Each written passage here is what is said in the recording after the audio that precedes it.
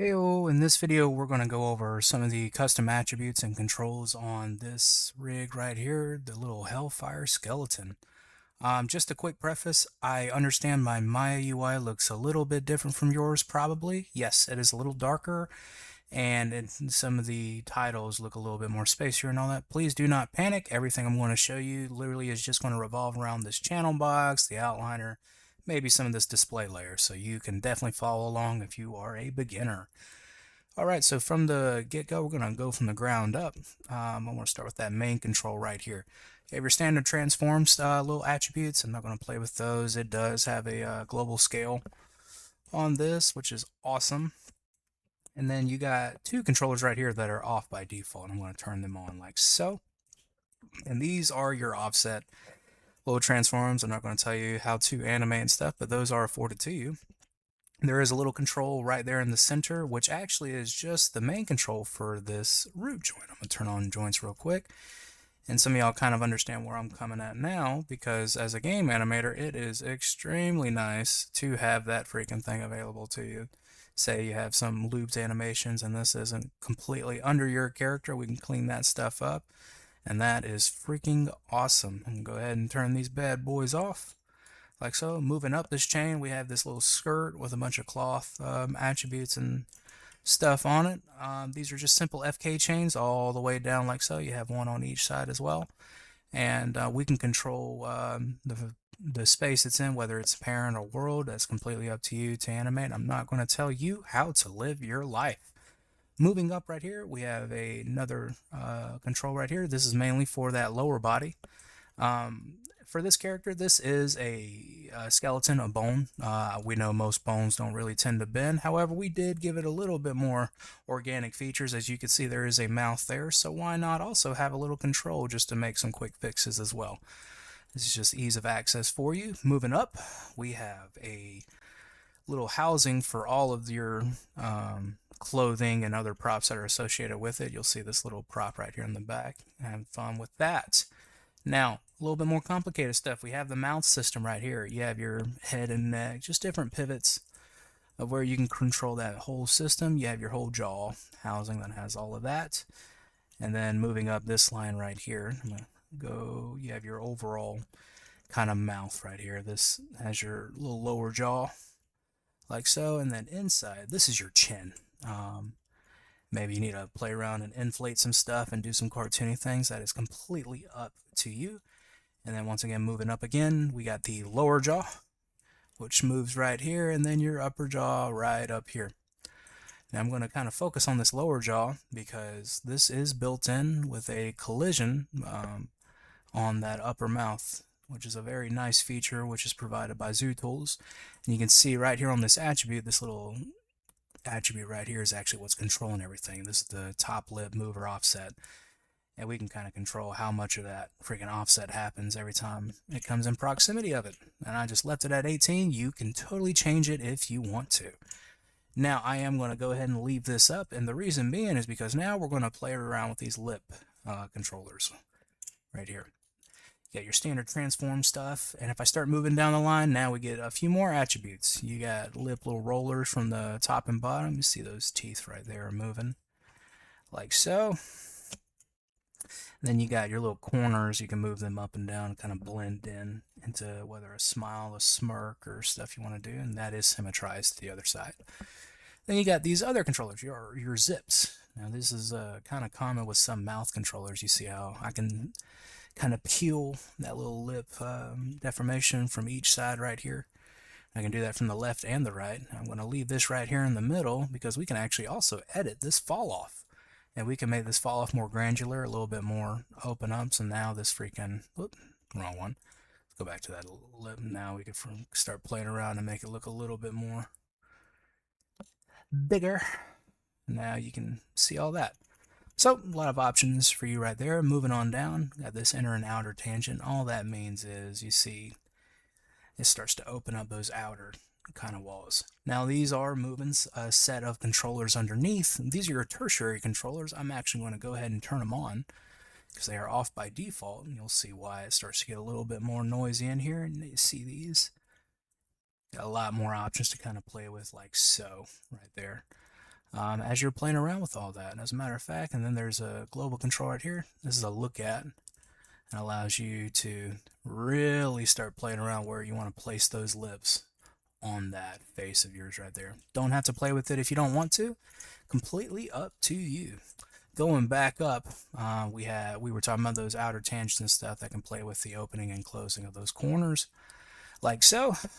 Um, and then we get to your multipliers. Now, all of these are simply exactly what it is. They are the multipliers that are kind of built in that makes all of these attributes kind of work in tandem together and make stuff kind of function. Because there's a lot of curve templates and a bunch of other stuff in here that are working together. If this is too intimidating to play with, you do not have to touch it, and I will show you an example right out the gate where you can get some pretty decent animations out of it.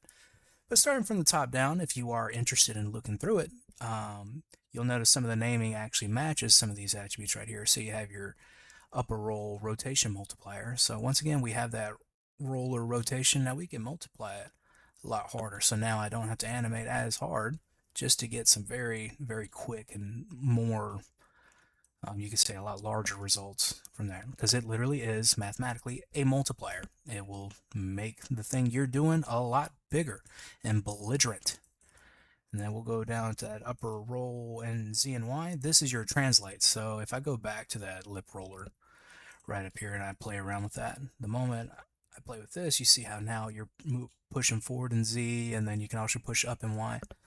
Now that is what that is doing, like so. Moving on down, I showed you the top. I don't need to necessarily show you the bottom.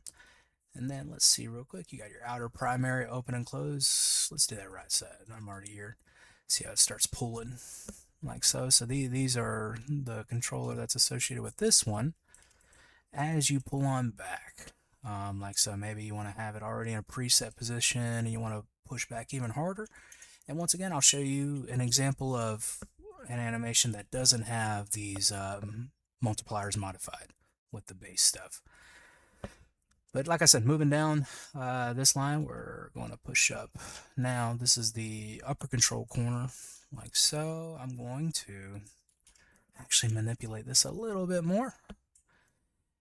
And then we're going to have a little bit of fun. You see how on the upper lips now I can kind of favor a side as I'm playing around. And this is over in X because I pulled this controller in X.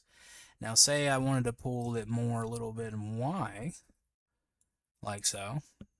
Now when I go back to this freaking X and Y multiplier, what if I start really having it favor that X and Y? A lot of options here that are being given to you. And you have a bunch of your secondary controllers that have all those attached with it. A lot of stuff to play around with. Like I said, if it's too intimidating, you do not have to touch it. Like I said, you get some basic, a lot of really cool stuff just from the get-go, playing around with all that. Now, I'm going to go ahead and move this bad boy back. Like so. Oh, we got a little bit of a lockage here. This is actually a good thing to show you why you shouldn't probably mess with it too hard. Let's move that roll back. Actually, we're just going to go ahead and Z back all of my good old stuff. That way I don't make a bad habit of doing all that. I did promise you that I would show you an animation with all that on it. I'm just going to select this lip and this jaw control right here because I do have some quick select sets in here. I just need to remember which one they are. So I got the jaw and the mouth. I'm actually going to right click and select set members. That way I select all the controllers that are inside this housing. And I'm going to use a tool that a lot of animators probably know about, and this is called Studio Library. I already have a pre-made little animation from here, and I'm going to pull from that file from selection. It's about 70 frames. We're going to apply it. Let me exit out of that real quick. We'll set this to 70. Like so. I'm going to go ahead and press play. You can already see how that's kind of working all together, right? So, and like I said, this is not with any of those edited multipliers and all that. This is default. You can kind of see you could definitely play with a lot more variation and all that, but you can kind of get some cartoony effects and stuff happening with that and turn off those controllers. So, yeah. From there, yeah, you can have a lot of fun with that stuff, and you can do all that you want. We're going to move up this little chain right here. Now we have the spine. And spine, it does exactly what spine does. It houses all of this up top, and then moving up. we have your armor. Armor is a single piece by itself with some shoulder pads right here that are pretty organic, little leather shoulder pads. And you'll see there's a little ribbon right here on the bottom, this little shoulder strap. You can kind of play around and do all that. There's a lot of attributes afforded to you when I select this controller. Now I'm going to go ahead and give you a little bit of a spoiler. This attribute controller, as well as these two, are the exact same thing. So all the stuff you're going to get from that, you will get for here. So, and what do I mean? This ribbon has two nonlinear deformer attributes attached to it. You have your twists and your sine wave. Now, what do I mean by that? If I go into this sine wave first and I kind of adjust this amplitude, you notice something shifted. And if I start doing a sine offset, you know immediately you start seeing some cool stuff there. I can get some wind kind of moving through all that really cool stuff. And that's what you're afforded to when you play with your nonlinear deformers. Right there. And then you got your twist. Twist is exactly what it sounds like. You're twisting one side and then twisting another. And then you can offset both of them. You can kind of have that start really crunching up and doing all different stuff. Again, not going to tell you how to animate, but I will show you the options you have afforded to you. Moving up and out of all that, you have your arm. Now, your arm is kind of a hybrid between FK and IK. What do I mean by that? So starting from the top, I'm going to move this down a tad bit. You have your three controllers for this chain setup. This is an FK system, and as you can see, when I move that, you got this entire arm kind of moving along with it, like so. And then right under that, you got your arm system. Now, inside this, you got this container for the arm, and that controls all that. Think of this as the last little FK chain, or FK piece to the little system down here, so you can kind of control how far along this kind of goes up there. And then what is it housing? Like I said, you have this attribute right here for all your nonlinear deformers. You can raise your little amplitude, have a sine offset.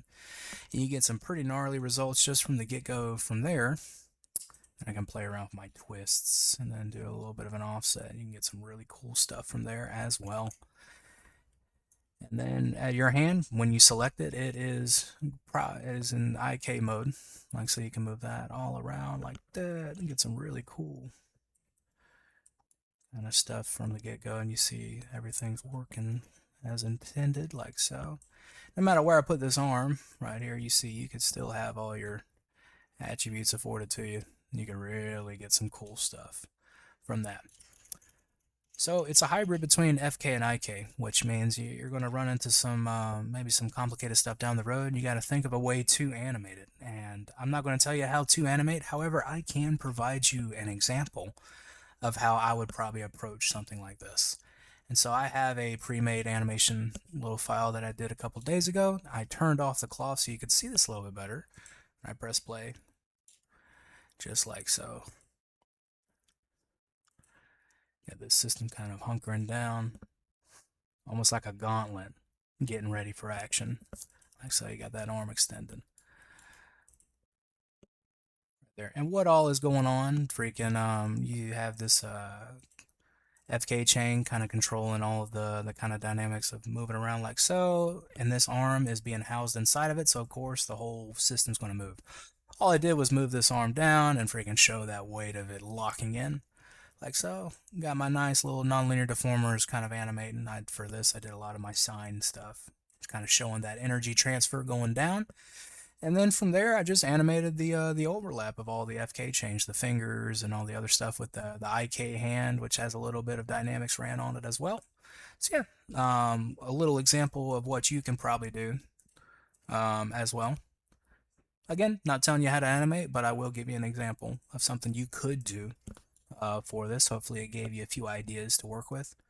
Overall, very, very simple system in terms of all the modules attached to it. But yeah, if you have any questions, please, you can either send me an email or reach out to me in many other places. I'll provide links below. But I'm looking forward to see what y'all kind of have in store and animate with it. Thank you for downloading the rig.